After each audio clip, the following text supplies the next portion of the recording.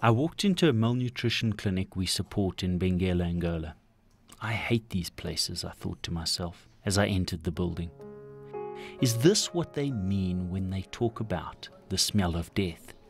Not a vile smell, but rather a strange confluence of antiseptic, milk from the therapeutic formula we provide, and human body odor. Fearing to look down at the children lying on the blankets on the floor, I prepared myself for the inevitable.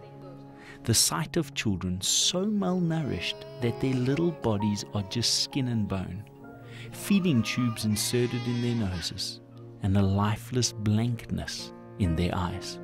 This room was filled with lifeless and troubled souls. I started to examine the children as their mothers watched my every move with great desperation. Then I saw him, Matthew, a 2-year-old boy lying wrapped in a blanket, lifeless, dying. Matthew's face was so gaunt that his bones looked as though they could burst through his skin at any moment. I asked his mother if I could open the blanket, and as I did, I wished that I had not. The blanket revealed one of the worst sights I've yet witnessed in my life. The smell of rotting flesh filled my nostrils with a sharp, pungent smell. "My God, his skin is rotting off his body," I exclaimed. Large portions of his skin were literally falling off his body, revealing large open wounds.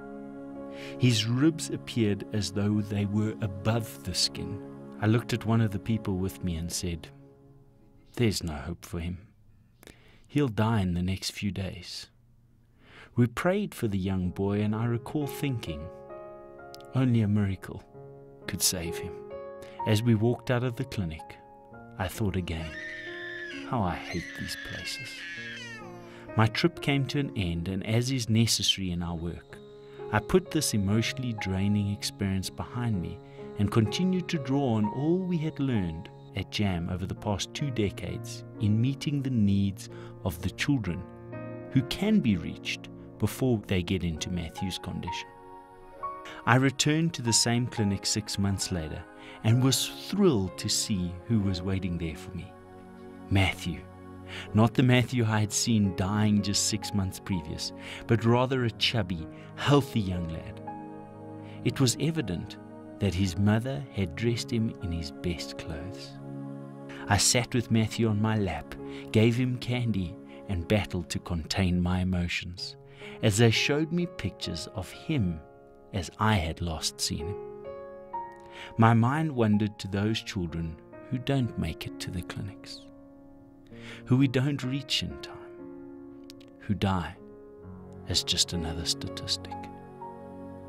A child dies every 8 seconds, not just a statistic, but a human tragedy of epic proportions. What can we do to stop this? To bring about justice, a justice that sees no child die of starvation? We do what we are doing.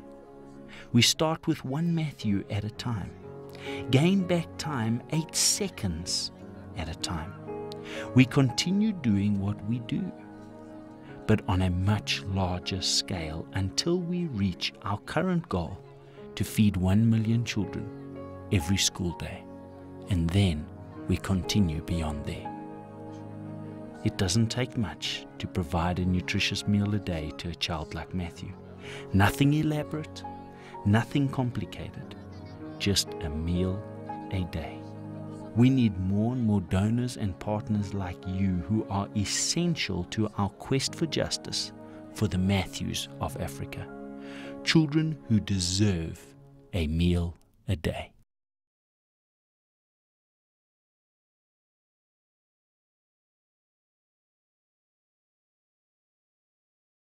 Put this